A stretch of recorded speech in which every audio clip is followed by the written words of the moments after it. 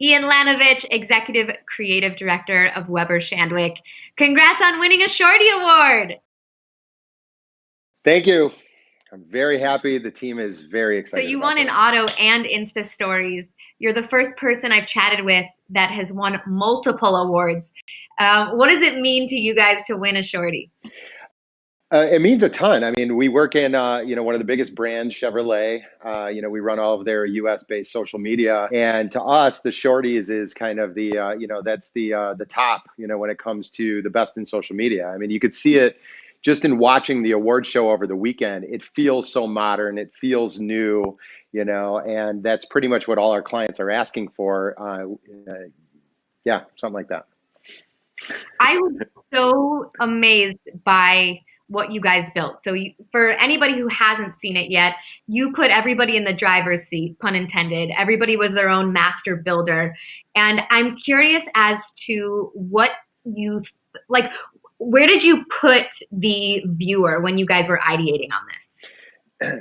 This one's kind of interesting. So by the time we got the assignment, our partner agency, Commonwealth McCann, had already sold in their concept for a television commercial, had already recorded Chris Pratt's voiceover as Emmett, and had already started some of the animation production with Warner Brothers.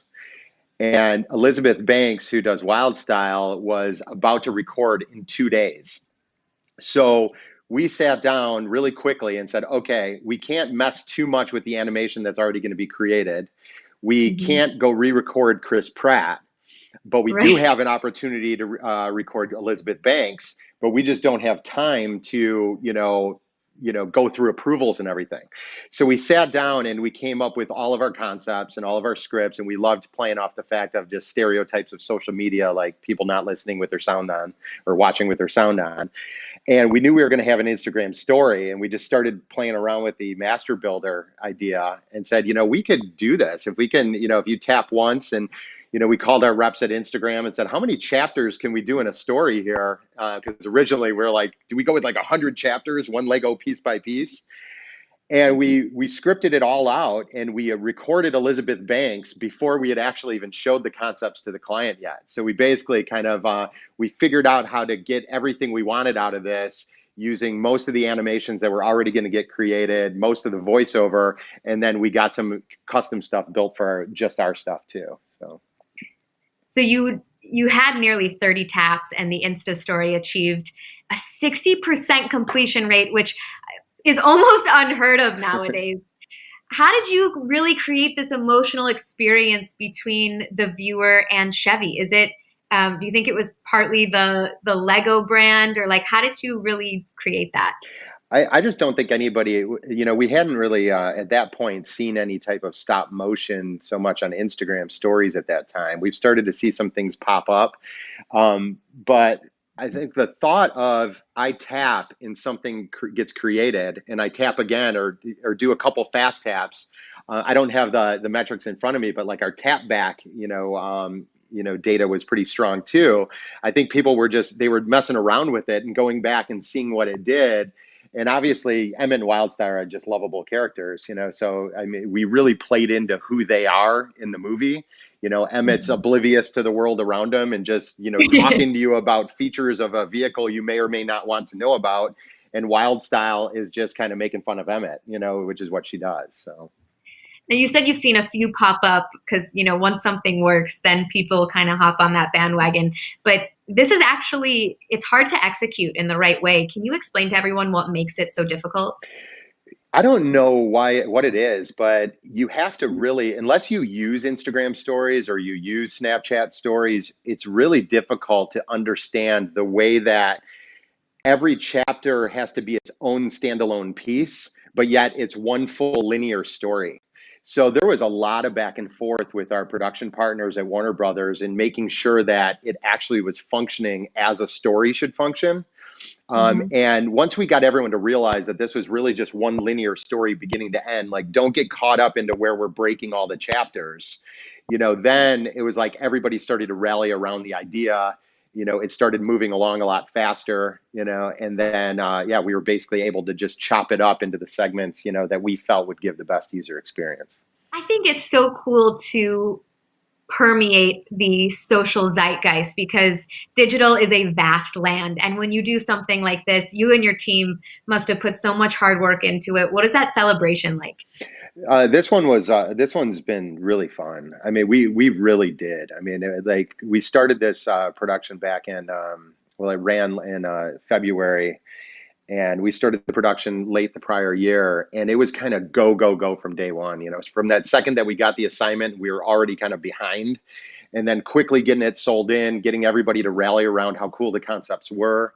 You know, then working with Warner Brothers to basically pull it off. And the whole time, we're the ones that were the experts in social, so making sure that we're not just taking what we were given, but we were really looking at what we were given and is it going to work the best for social, and going back and forth until we felt it was right.